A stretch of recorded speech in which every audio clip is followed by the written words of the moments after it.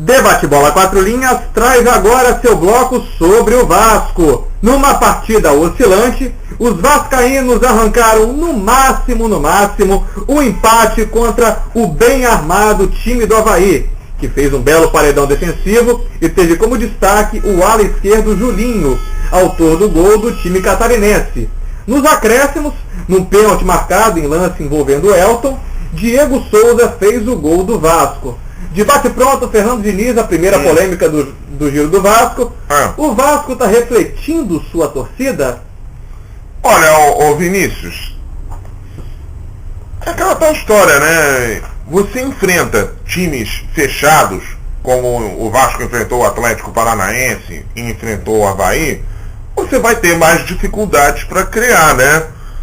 E a torcida já não é, normalmente, torcedor já não é muito paciente, né? Torcedor do Rio, principalmente, né, já não é muito paciente. Me desculpe, torcedor do Rio, mas essa é a verdade, né? Então, aí a torcida parte para vaia mesmo, para xingamentos às vezes, né? Se o time começa a jogar muito mal, entendeu? O que não foi o caso, não. O Vasco não jogou tão mal assim. Mas deu para perceber que a torcida ansiosa, time ansioso. É lógico, porque tudo que a torcida faz se reflete em campo. Isso normalmente é assim, né?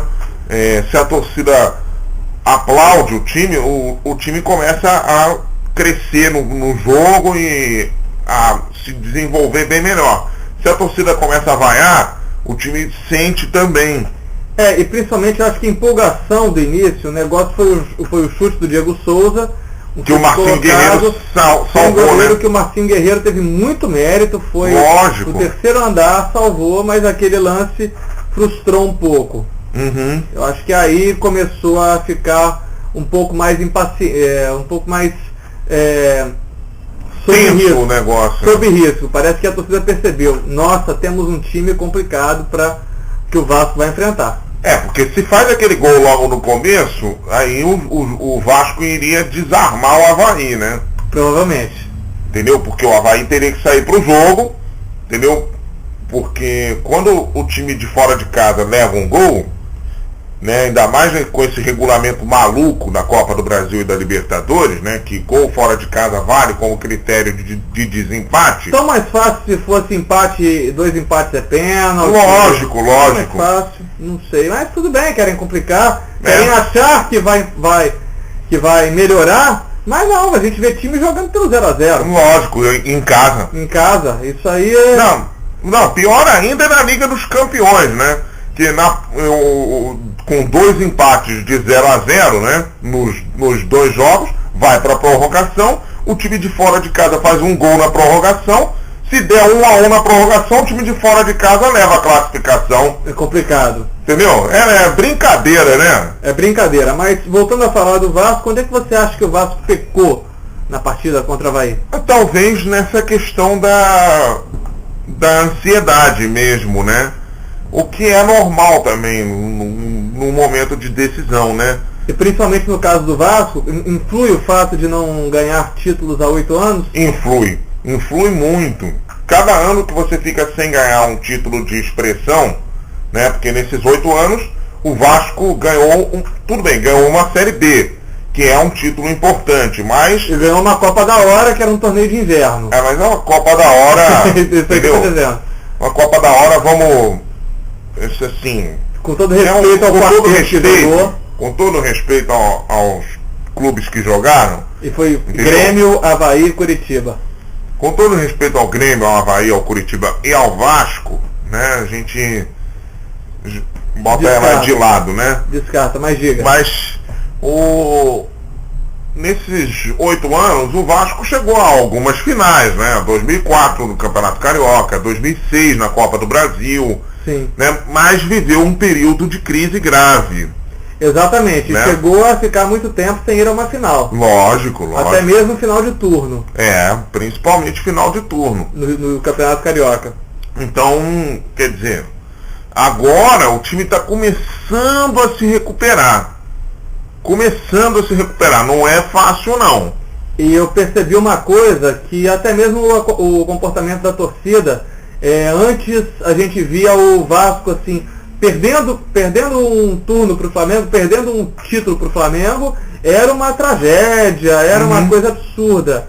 O pessoal lidou com essa perda de turno para o Flamengo nos pênaltis, que foi o 0-0, que depois nos pênaltis o Flamengo venceu por 3-1, e o Flamengo acabou sendo campeão carioca direto. O pessoal não teve tanto impacto. Porque o que acontece, Vinícius? O problema é o seguinte, né? Já são muitas perdas, né, diretas para o Flamengo. 96, 99, 2000, 2001, 2004, 2006, 2000 e 2011, né? Então já são 7 perdas de título para o Flamengo consecutivas, né? Então a torcida, ou ela tem a reação de a cada título que perde fica mais nervosa, mais irritada, ou ela lida desse jeito que você falou. Você acha que não é por causa do Eurico, não? Talvez seja por causa do Eurico mesmo, que o Eurico ficava alimentando a rivalidade de Vasco e Flamengo, né? E acabou sendo prejudicial para o time vascaíno. Acabou sendo prejudicial para o Vasco, lógico, né? O próprio Mazinho, o ex-jogador do Vasco, dizia, quando o Eurico falava perto de Vasco e Flamengo, todo mundo dizia, ferrou. É verdade, verdade. Mas com relação ao Vasco e Avaí, eu tive a impressão de que o Ricardo Gomes não estudou o time do Avaí, tanto que botou o Alan, de novo improvisado na lateral direita, sendo que o Fagner está recuperado, né? Sendo que o Fagner está recuperado e iria entrar se não tivesse acontecido a lesão do Anderson Martins. Aí o Julinho, que é um dos melhores jogadores do Avaí. E o Julinho foi considerado o melhor lateral do Campeonato Catarinense, né? Exatamente. Era uma válvula de escape do time catarinense. Ele entrou com a tranquilidade, não só no gol que ele fez, mas também em outros lances. Jogava a bola nele e tinha um corredor. O Dedé se desdobrava. Pois eu acho que o Silas, de repente, talvez o Ricardo Gomes tenha até estudado o time do Avaí, mas eu acho que o Silas estudou melhor o Vasco do que o Ricardo Gomes o Avaí. É verdade. Entendeu? Porque, assim, você tem acesso a vídeos melhor de qual clube? Do Vasco ou do Avaí? Com todo respeito ao time catarinense, você diz... Com todo respeito ao Avaí, do Vasco, né? E outra coisa... Entendeu? Porque muito embora o Ricardo Gomes deva ter visto o jogo do Avaí contra o São Paulo, entendeu? Porque normalmente os técnicos veem os jogos dos possíveis adversários, né? O Silas deve ter visto Flamengo e Vasco, claro. Deve ter visto o jogo do Vasco contra o Atlético Paranaense. Sim. Os 2 jogos, né? Infelizmente a gente não tem aqui no Rio de Janeiro tanta divulgação do futebol do Sul, Santa Catarina. A exceção do Campeonato Gaúcho. E do Campeonato Paranaense um pouco. Muito pouco. Mas eu acho que o Vasco sentiu muito também a ausência do Rômulo. Principalmente o Gilmar estava fazendo bem o papel de cão de guarda, mas eu acho que o Rômulo estava um pouco mais seguro, dava um pouco mais de segurança. E deu para perceber que o Gilmar estava sentindo falta de entrosamento. O Rômulo é um pouquinho melhor que o Gilmar, né? Mas o Gilmar também já não jogava como titular já tem um bom tempo, né? As pessoas acreditaram o gol do Avaí a ele pela pichotada que ele deu e acabou gerando o contra-ataque. O contra-ataque do Avaí. Mas pior foi o Ramon, que deixou um jogador que não tem qualidade técnica para se livrar de jogador adversário na fogueira. Deu um passe na fogueira quando era para isolar a bola para lateral. Mas o Avaí também, a gente esquece que o Avaí também tem jogadores de qualidade. Claro. O Marquinhos, né? O William também, que assim, qualidade discutível, mas faz gols também, né? Fez até um bom jogo lá em São Januário, o William, né? E o próprio Julinho também. Exatamente. E o Vasco muito previsível e muito cansado. Depois, de uma certa altura, o Vasco parecia muito cansado. Esse cansaço vem justamente dessa tensão do jogo, né? Isso é normal também. Principalmente deu pena de ver o Felipe jogando, assim. Por mais que ele estivesse tentando e estivesse jogando bem, gerando passes, primeiro, ele não é gênio. Lógico. Primeiro, ele não é gênio para fazer o jogo sozinho. Ele é gênio para dar belos passes. Só que, poxa, se os outros não conseguem sacar do Felipe, fica complicado. Por mais que o velhinho ainda dê um caldo, o caldo que o velhinho dá, não é suficiente para garantir energia para ele o tempo todo, né? E outra coisa, não é energia suficiente para derrubar 11. Lógico. Agora, outra coisa que está chamando a atenção no time do Ricardo Gomes é que segue os mesmos jogadores para entrar. Bernardo e Elton.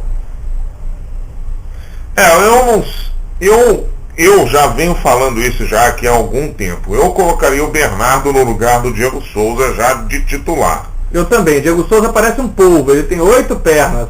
Entendeu? Pois é. E também, no jogo até contra o Atlético Paranaense, como eu já falei aqui semana passada, deu até pena de ver o Diego Souza jogando, porque o Diego Souza jogou de atacante. Sim. Sacrificado. Sacrificadíssimo. E deve ter dado pena de novo nesse jogo contra o Avaí, que de novo ele jogou de atacante. Praticamente, porque ele ficava, em vez de fazer um quarteto, uma linha com 4 jogadores, botaram o Diego Souza lá na frente. Pois é. Fica lá na frente e tenta salvar. Agora. Não, e ainda mais depois que o Éder Luiz saiu para a entrada do Bernardo, né? Exatamente. Substituição muito ruim. Muito ruim. Porque por mais que o Éder Luiz estivesse perdendo gols, né? O Éder Luiz é um atacante de fato. O Diego Souza não. O Diego Souza é mais terceiro homem. Tudo bem, ele podia até jogar como terceiro atacante. Sim. Como um falso terceiro atacante. Claro. Né? Mas uma coisa é você jogar como um falso terceiro atacante. Recuar, né? Ou seja, recuar quando não tiver com a bola. E outra coisa, outra coisa é você jogar como atacante, de costas pro gol. E outra coisa, o Bernardo mostrando ansiedade ao extremo, tentando resolver sozinho, queria driblar Deus e o mundo toda hora. Também coisas de garoto. E também final do jogo, o Vasco perdendo. De garoto um pouco também de estar muito, você não acha que está muito supervalorizado pela torcida? Isso aqui talvez sim. Mas esse é um problema também de uma torcida gigante como a torcida do Vasco, né? Exato. Se todo mundo gosta de um determinado jogador, esse jogador vai se sentir supervalorizado também, né? E o caso do Elton que é interessante. O Elton que no ano passado saiu pela porta dos fundos do Vasco, que em alguns, inclusive quando ele estava fazendo partidas convincentes pela Série B do Campeonato Brasileiro de 2009, ele era tão questionado, ele batia a boca com o torcedor, a gente teve cenas dele xingando. Lamentáveis, né? Cenas tristes. Agora a torcida em peso fica gritando o nome dele. Pois é, né? A mesma mão que afaga é a mão que bate também, né? Torcida... A mão que afaga é a mesma que apedreja, já diria isso. O poeta. Pois é, torcedor sempre foi assim, entendeu? Sempre foi assim, com os ídolos, com os não ídolos também. Você vê, como a gente estava falando aqui no outro bloco, né? O São Paulo com o Lucas, né? A torcida do São Paulo com o Lucas. A própria torcida do São Paulo, anos atrás com o Kaká. Muito. Né? Bastante com o Kaká. A torcida do Flamengo com o Júnior também, né? Que o Júnior foi ídolo na época de jogador e na época de treinador a torcida foi chamado de burro. Foi chamado de burro, vaiado. Exatamente. Também, né? Então, quer dizer, a mesma mão que afaga é aquela que apedreja. Agora falando um pouquinho da arbitragem do Wilson Luiz Seneme, grande árbitro paulista, sempre fazendo lambança. Ele, de novo, ele tem essa mania de deixar o jogo correr, só que ele não deixa o jogo correr. Igual o Voaden, né? Só que ele não deixa o jogo correr não, ele deixa o jogo bater. A gente viu assim, em São Januário, um espetáculo do Avaí dando uma butinada atrás da outra, que realmente eu achei questionável. Olha, o time do Avaí estava jogando bem armado? Tava, mas estava batendo que era uma coisa. Olha, ô Vinícius, o nosso querido Seneme deveria aprender com o tempo que os times lá do Sul, principalmente os pequenos, né, os pequenos e os médios, pequenos e os médios, né? Avaí, Figueirense e tal, porque a torcida do Avaí vai me bater, né? Avaí e Figueirense, né? Paraná também, né? eles jogam assim fora de casa, eles batem muito, entendeu? E um pouco também o grande, o enorme Grêmio, né, também. É verdade. Então ele deveria aprender com o tempo, mas parece que não aprendeu, né? Com relação ao pênalti marcado, pênalti que está sendo questionado, e mais uma vez aquela história, pênalti em São Januário nos acréscimos. Pois é, esse que é o problema, né? Do juiz marcar pênalti no finalzinho do jogo a favor do Vasco, né? Sempre parece que é proibido ter pênalti em São Januário. Parece que pênalti em São Januário é que nem fazer sucesso no Brasil, ofensa pessoal. Não, mas o problema é o seguinte, Vinícius, é que vem à tona a época do Eurico Miranda, que quase sempre se marcava pênalti aos 45 do segundo tempo, quando o Vasco estava em dificuldade, não sei o quê. Mas realmente eu acho que foi pênalti. E eu acho não só que foi pênalti, como também teve outros 2 pênaltis no Ramon que o árbitro não marcou. Pois é, um deles eu realmente vi que o goleiro atropelou o Ramon. Exatamente, teve um puxão de camisa dentro da área também. Até houve uma piada com relação a isso, um próprio torcedor do Vasco na internet soltou que o Ramon não serve nem para ser Wagner Diniz. Porque os pênaltis do Wagner Diniz, pelo menos, o árbitro marcava. Porque o Wagner Diniz atuava bem, né? Ganhou vários Oscars de melhor ator, né? É verdade. Agora, com relação ao Elton, eu acredito que ele não vai ser titular ainda. Eu acho que o Alexandro ainda vai ficar com a vaga, mesmo ele não estando numa fase muito boa. Eu acho que o Ricardo Gomes ainda vai insistir um pouco. Porque o Alexandro, como você falou, mesmo não estando numa fase boa, ele é um bom jogador, entendeu? É um bom atacante que merece ainda um pouco mais de chances, né? E é melhor do que o Elton, eu acho. Eu também acho 1000 vezes melhor. Eu acho que o Elton, ele no máximo ele é trombador, uma hora bate nele e entra. Verdade. E outra coisa, para sair um gol, antes tem uns 30 impedimentos e umas 50 faltas de ataque. E umas 60 chances de gol que ele perde, né? É verdade. Agora, o que esperar da partida na ressacada? Um Vasco fechado no contra-ataque, mas precisando se expor para fazer um gol? Olha, eu acho que o Vasco não vai vir tão fechado, não. Eu acho que vai ser um jogo aberto na ressacada, entendeu? Acho que o Avaí joga no contra-ataque de novo? Olha, com a torcida a favor? No contra-ataque o Avaí não vai jogar, não. Acho que o Avaí vai jogar não se expondo tanto, que ele não pode se expor e nem precisa. Sim. Mas acho que o Avaí vai partir para cima. E o Vasco também. Vai ser um jogo bastante equilibrado na ressacada. O Rômulo deve voltar. Eu acho que por isso o Vasco tem chances lá dentro. O Rômulo deve... Apesar de ser um estádio pequenininho e a torcida vai ficar em cima dos jogadores do Vasco. O Rômulo deve voltar, mas o Anderson Martins ainda é dúvida. O problema é o Anderson Martins, né? Que o Anderson Martins é um zagueiro bom, né? Deve entrar o Douglas. Que não está com ritmo de jogo. E assim, não tem nem treinado com o Dedé, né? Exatamente. O Cezinha ele se machucou, por isso que não vai ser o Cezinha que vai jogar junto com o Dedé. E o Cezinha com o Dedé já tinha um entrosamento, né? O Vasco vai enfrentar o Ceará no Campeonato Brasileiro, mas isso é assunto para o próximo bloco, um bloco especial de todos os 4 do Rio de Janeiro, giro geral do Rio de Janeiro no Brasileirão.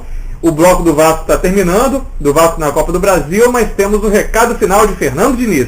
Bom, meu recado final vai para a torcida vascaína, que acreditem que o Vasco ainda tem boas chances de classificação na Copa do Brasil. É só vocês verem os 2 últimos resultados do Vasco fora de casa.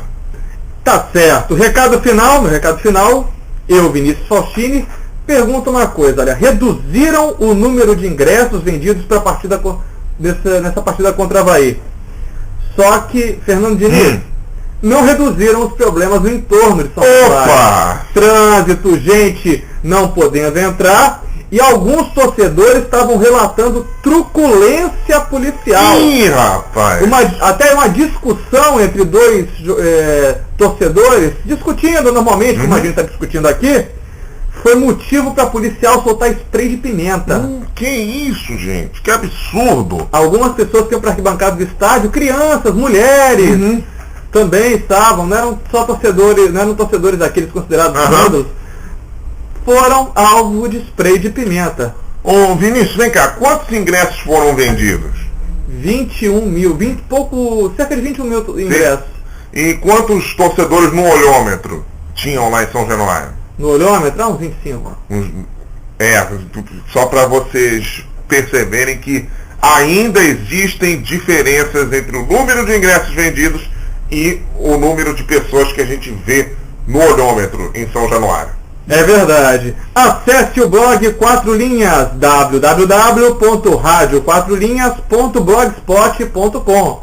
O 4 é por extenso. 4 Linhas, a comunicação está no ar.